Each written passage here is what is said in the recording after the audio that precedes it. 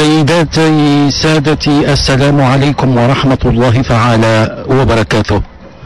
حفل الولاء الذي ننقل لحضراتكم وقائعه مباشرة من ساحة المشور بالقصر الملكي العامر بالرباط هو حفل بهيج يتوج كل سنة الاحتفال بعيد العرش، عيد الوحدة الوطنية والانتصارات في معارك اليوم والغد، ومناسبة لتجديد الإرادة الوطنية من أجل صيانة مستقبل أفضل يليق بشعب كريم نبيل وبعرش مناضل أصيل. حفل الولاء الذي تحتضنه ساحة المشور بالقصر الملكي بالرباط هو ركن أساسي يكفل للأمة الاستقرار ويمكن الملك من اتخاذ كافة القرارات، مدعوما بتأييد شعبه يستمد قداسته من النصوص الشرعية وسند تلك النصوص من فصول الدستور، فتتوفر جميع مقتضيات الشرعية على نمط يرضي الله ورسوله ويستجيب لأرقى نظم العصر. وفود مختلف الأقاليم والجهات تجدد الولاء لأمير المؤمنين صاحب الجلالة الملك محمد السادس نصره الله.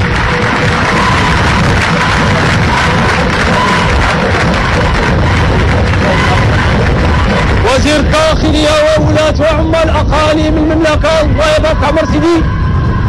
وزير الداخلية وولاة وعمال أقاليم المملكة الله يبارك عمر سيدي. الله يعاونكم قال لكم سيدي. الله يبارك عمر سيدي. الله يصلحكم قال لكم سيدي. الله يبارك عمر سيدي. الله يرضى عليكم قال لكم سيدي. وزير الداخلية ولاة وعمال أقاليم المملكة الله يصلحكم ويرضى عليكم قال لكم سيدي. والخير قال لكم سيدي. في مستهل هذا الحفل البهيج قدم وزير الداخلية وولاة وعمال الولايات والعمالات والأقاليم وولاة وعمال الإدارة المركزية الولاء لأمير المؤمنين أيده الله، ويواصل ممثل الأقاليم والجهات الولاء لأمير المؤمنين. جهاد والدها والقويرة الله يبارك عمر سيدي. جهاد عيون بوجدور الساقية الحمراء الله يبارك عمر سيدي. جهاد قلميم السمارة الله يبارك عمر سيدي. جهاد سوسمة صدرعان الله يبارك عمر سيدي. جهاد المملكة الله يبارك عمر سيدي. جهاد وادي الذهب القويرة الله يبارك عمر سيدي. جهاد العيون بوجدور الساقية الحمراء الله يبارك عمر سيدي. جهاد قلميم سمارة الله يبارك عمر سيدي. جهاد سوسمة صدرعان الله يبارك عمر سيدي. الله يعاونكم قال لكم سيدي. الله يصلحكم قال لكم سيدي. الله يرضى عليكم قال لكم سيدي. ولاة وعمال وقياد يصلحكم ويرضى عليكم قال لكم سيدي. والخير قال لكم سيدي. جهة وادي الذهب القويرة وتضم إقليمي وادي الذهب وأوسلك، جهة العيون بوجدور الساقية الحمراء وتضم أقاليم العيون وبوجدور وطرفاية، جهة قلميم السمارة وتضم أقاليم قلميم وطاطا وأسزاق والسمارة وطنطان، وجهة سوسمة الصدرعة وتضم عملة أكادير إدوتمان وعملة إنزقان أيت ملول وأقاليم شوكا أيت باها وتارودانت وتزنيت وورزازات وزاقورة وتنغير وسيدي إفني.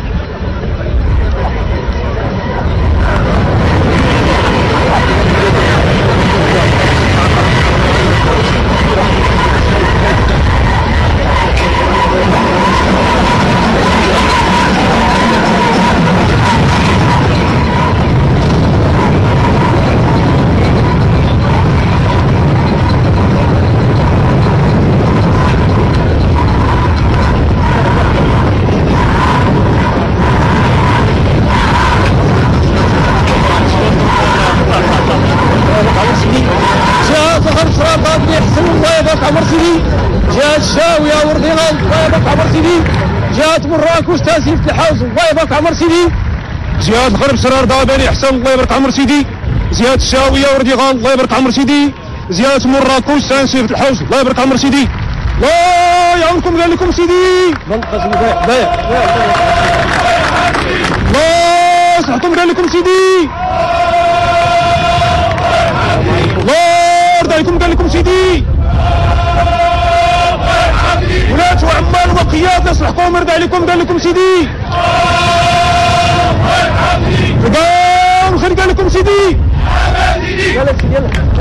جهة الغرب الشرق بن حسن وتضم أقاليم القنيطرة وسيدي سليمان وسيدي قاسم، وجهة الشوية والرقيقة وتضم أقاليم سطات وخريبكة وبن سليمان وبرشيد، وجهة مراكش سيف الحوز وتضم عاملة مراكش وأقاليم شيشاوة والحوز وقلعة السراقنة والصويرة والرحمن.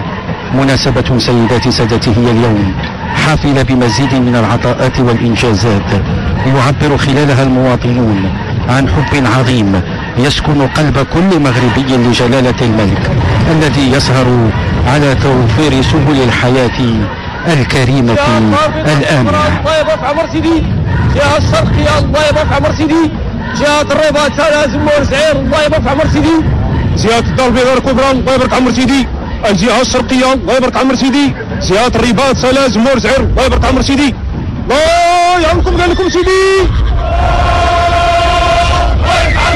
الله صحكم قال لكم سيدي الله يرضى عليكم قال لكم سيدي ولاة وعمال وقيادة قوم يرضى عليكم قال لكم سيدي تلقاو خير قال لكم سيدي. وجهة الدار البيضاء الكبرى وتضم عاملة الدار البيضاء وعاملات مقاطعات الدار البيضاء أنف الفداء درب السلطان عين سبع الحي المحمدي الحي الحسني عين شق سيدي البرنوسي بن مسيك سيدي عثمان مولاي رشيد وعاملة المحمدية وإقليمي النواصر ومديونة. والجهة الشرقية وتضم عاملة وجد أنجاد وأقاليم جرادة وبركان وتوريد وبيديك والناظور ودريوش. وجهة الرباط سلاسل ورزعير وتضم عاملات الرباط وسلا وسخيرات تمارا وإقليم الخميسات. هذه الجهات يقدمون الولاء لأمير المؤمنين لتجديد الإخلاص وتهنئة صاحب الجلالة المجدد لحلقات تاريخ المغرب الزاهية النطقة. أمكم قال لكم سيدي الله صحكم قال لكم سيدي الله يرضى عليكم قال لكم سيدي ولاة وعمال وقيادة صحكم يرضى عليكم قال لكم سيدي خير قال لكم سيدي. جهة دكالة عبدة وتضم أقاليم آسافي والجديدة وسيدي بنور واليوسفية. جهة تادلة أزلال وتضم أقاليم بني ملال وأزلال والقيه بن صالح. جهة مكناس تفيلات وتضم عملة مكناس وأقاليم الحاجب وإفران وخنفرة والراشدية وميدلت. حفل بهيج حفل الولاء يتوج كل سنة الاحتفال بعيد العرش عيد الوحدة الوطنية والانتصارات. جهة تاجة الحسيمة أولاد الله يبارك عمر سيدي جهة طنجة تطوان الله يبارك عمر سيدي جهة فاس بولمان الله يبارك عمر سيدي جهة تاجة الحسيمة أولاد الله يبارك عمر سيدي جهة طنجة تطوان الله يبارك عمر سيدي. الله يعاونكم قال لكم سيدي الله صحكم قال لكم سيدي قال لكم سيدي ولاة وعمال وقيادة صحكم يرضى عليكم قال لكم سيدي تلقاو الخير قال لكم سيدي. وتضم جهة فاس بولمان عملت فاس وأقاليم يعقوب وصفر وبولمان. وجهة تازة الحسيمة تونات وتضم أقاليم الحسيمة وتازة وتونات وقرسيت. أما جهة طنجة تطوان فتضم عملات طنجة أصيلة وتطوان والمضيق الفنيدق وأقاليم الفحص أنجرة وشفشاون والعرائش ووزان. وفي ختام هذا الحفل البهيج سيداتي سادتي الذي يعكس أصالة الشعب المغربي وتشبته بأهداب العرش العلوي المجيد، تطلق المدفعية 5 طلقات وأمير المؤمنين يرد على تحايا وهتافات ممثلي مختلف جهات وأقاليم المملكة. عيد العرش منذ أن تأسس الاحتفال به يشكل عيدا للتعبئة الجماعية والتفاؤل والاستبشار ولتجديد الثقة ولتعميق اليقين ولتقوية تصميم على مواصلة العمل من أجل خدمة الأهداف الوطنية السامية. وفي هذا اليوم الوطني المجيد تترسخ أواصر التلاحم بين العرش والشعب وتتعبأ قدرات الشعب وطاقاته الحية في عمل وطني جماعي بقيادة جلالة الملك الذي يمضي قدما على طريق التطوير والتحديث والانفتاح على العالم المتفتح.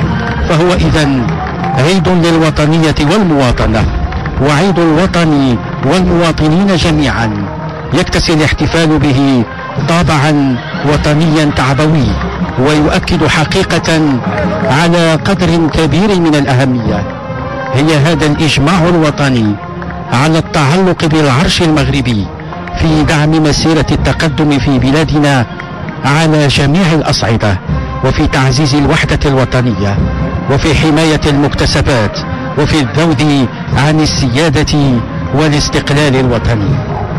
إن هذا البعد الوطني سيداتي سادتي ذا الدلالات العميقة في عيد العرش يجعله مناسبة وطنية لتجديد التعاقد الوطني بين الملك والشعب لمواصلة مسيرة البناء الديمقراطي والنماء الاقتصادي ولترسيخ القواعد المتينة للدولة المغربية الحديثة وللتأسيس للمجتمع المتضامن المتآزر المتكافل الذي تتضافر فيه الجهود لكسب رهان التقدم والازدهار والأمن والاستقرار.